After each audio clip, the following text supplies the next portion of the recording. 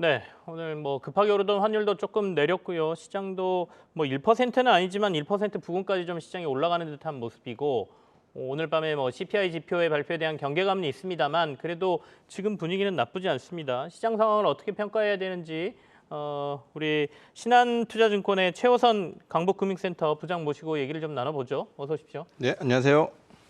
일단 지금 시장 상황은 어떻게 판단하고 계십니까? 지수 보셔서 아시겠지만 네. 지수가 2,500선을 계속 노크를 하고 있고요.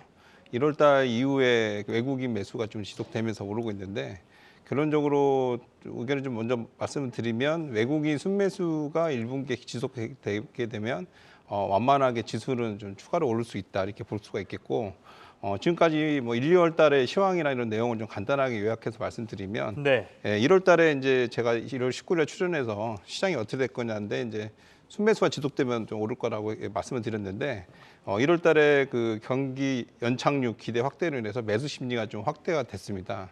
포인트는 이제 주요국 국채금리가 이제 기준금리보다 하회가 했고 기준금리 인상 속도 및 인플레이션 완화 기대감으로 주식시장이 좀 변동성이 좀 약해졌고 오히려 우상향을 했고요.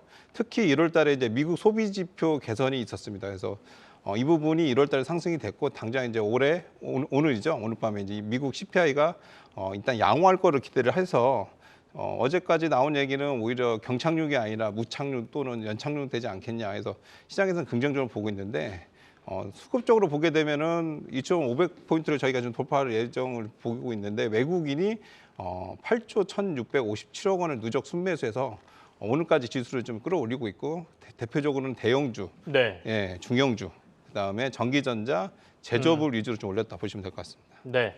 뭐 시장도 판단해 주시지만 우리 부장님 나오시면 항상 저희가 주목해야 될 업종, 그다음에 종목들 얘기하시지 않습니까? 네, 네, 네. 상반기에 올해는 좀 주목해야 할 업종을 어디로 보고 계세요? 그래서 작년에는 이제 제가 방송에 출연하면서 네. 띵동 매매, 자동 매매를 계속 말씀을 드렸는데 네.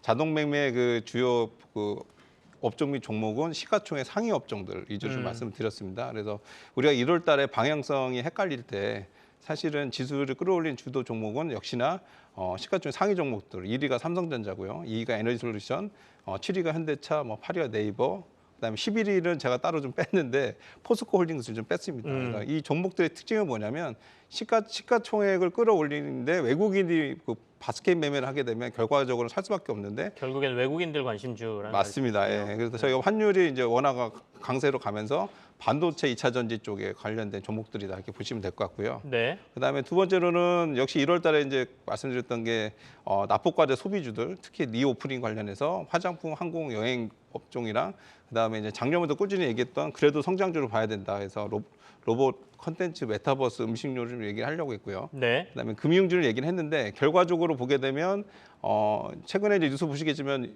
일본이랑 필리핀, 베트남에 우리나라 상이 어마어마하게 가고 있습니다. 그래서 소비가 위축된다고 뭐좀 우려도 했지만 사실은 보복 소비 심리 경향으로 좀 많이 가고 있고 특히 제주항공 같은 경우는 이제는 이제 올해 사상 최고치 영업이익을 기록할 거로 예상이 되고 있어서 일단 항공주도 일단 좋다고 볼 수가 있겠고 네. 두 번째는 이제 뉴스에서 오늘도 나오겠는데 은행주들 급여를 많이 준다. 네. 네. 네. 그래서 금리가 뭐 시중금리 이제 채권금리 좀 떨어지긴 했지만 여전히 이자 수익은 올해 그 금융주 중에서 은행주가 아주 막강하다고 보시면 될 것 같고요. 지난번에 벤처 투자 말씀하셨잖아요. 그 네네네. 이후에 벤처 투자도 굉장히 좋았습니다. 네. 네, 맞습니다. 그래서 벤처 투자 왜 말씀드리냐면 네. 다시 한번 말씀드리면 시장이 안 좋을 때 결과적으로는 자금이 제일 어려운 그 회사들이 사실은 이제 그 프리 IPO 있는 회사들이거나 스타트업 기업들인데 네. 이 회사 밸류가 낮아질수록 이 벤처 투자 상장된 회사 주가가 낮습니다. 그래서 좀 긴 호흡으로 좀 보고 매수를 하는 걸 좋지 않겠냐고 여전히 말씀을 벤처 드렸습니다. 투자는 그 관점으로 계속 지켜봐야 돼요. 맞습니다. 예. 저희가 직접 투자할 수 없기 때문에 오히려 네. 투자하는 회사에 맡긴다 이렇게 보시면 될 것 같고요.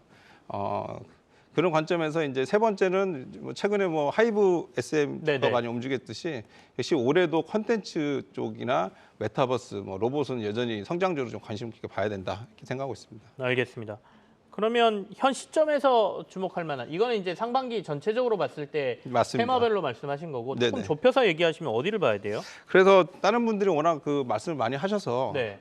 우리가 이제 지금 시점에 시장이 만약에 안 좋아지더라도 좀 마음이 편하게 매수할 수 있는 또 업종이 네. 뭐가 있냐고 생각을 해봤는데 역시 좀 시장에서 주목하지 않은 업종이 역시 음식료. 음식료. 네라고 생각을 합니다. 네. 그래서 그 포인트는 뭐냐면 첫 번째 이제 우리나라 음식료 회사들도 뭐 K푸드 뭐 이렇게 인정을 받아서 글로벌로 이제 수출하는 회사들이 좀 많아지고 있고요. 그 중에 시가총액 제일 큰 회사가 사실은 KTNG입니다. KTNG가 사실 시가총액이 12조인데 네. 뭐 아시다시피 이제 지분 경쟁도 좀 낮고 포인트는 역시 필립모리스와 이제 같이 협동을 하면서 글로벌 전자담배 시장, 10조 원 시장 두고 이제 성장 모멘텀이 생겼다는 점이 하나가 있고요. 두 번째는 뭐 뉴스 보시 아시겠지만 라면이 지금 해외 수출이 지속적으로 증가하고 있습니다. 대표적으로 상장회사는 삼양식품, 농심, 오뚜기가 있겠는데 간단히 좀 말씀드리면은 2023년 라면 그 2월달 수출이 작년 2월달 수출 그 양을 10일까지 해서 반절 이상 수출을 한 상태입니다.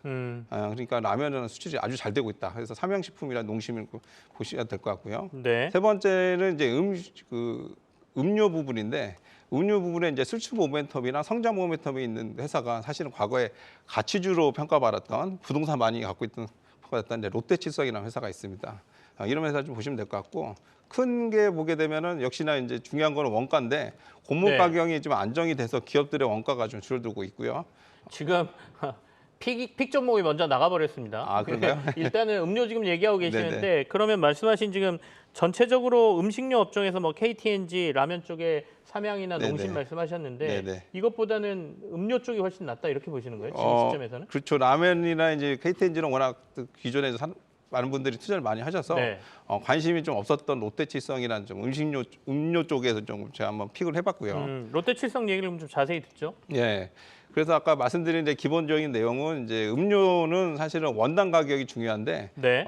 크게 보게 되면 지금 곡물 가격이 좀 안정화돼서 작년에 이제 소비 위축 및 원가 상승에 대한 부담감이 이제 음식료 업종 회사들이 부담이 많았는데 원당 가격이 안정화되면서 사실은 이제 원가가 낮아지고 수출을 확대되면서 이익이 증가되는 상황이 되는데 그 네. 이익이 글로벌 수출로 확대된다 하게 되면 그동안 이제 가치주로 봤던 그 밸류에이션을 다시 높게 봐야지 않겠냐는 생각을 하고 있고요. 네. 그런 측면에서 이제 그 롯데칠성을 좀 뽑아봤는데 일단 롯데칠성 우리가 옛날에 기억하시다시피 밀키스 그다음에 네. 예, 아쿠아 제로 그래서 이 두 음료가 이제 제로 주윤발령님께서 밀키스 했던 거 기억합니다. 네 맞습니다. 이제 설탕이 없어서 더 인기가 많아진다고 네. 합니다. 그래서 그 부분 매출이 늘고 있고요.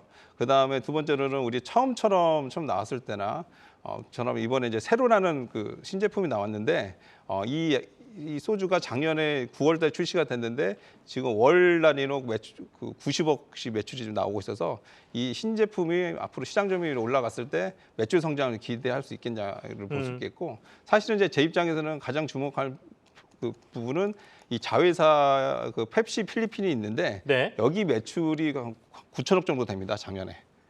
근데 영업이익이 매우 낮습니다. 영업이익이 한 1% 정도인데 이 원당 가격이 하락이 되고 그다음에 이익이 원가를 좀 조절하게 되면 필리핀에서 이제 이익이 이제 연결로 좀 많이 잡히기 때문에 이 롯데칠성이라는 회사가 이제는 국내 회사가 아니라 글로벌 회사 좀 볼 수 있지 그렇네요. 않겠나 이런 부분에서 좀 뽑아봤습니다. 저는 자회사에 펩시 필리핀이 있다는 얘기는 오늘 처음 들었습니다. 네네.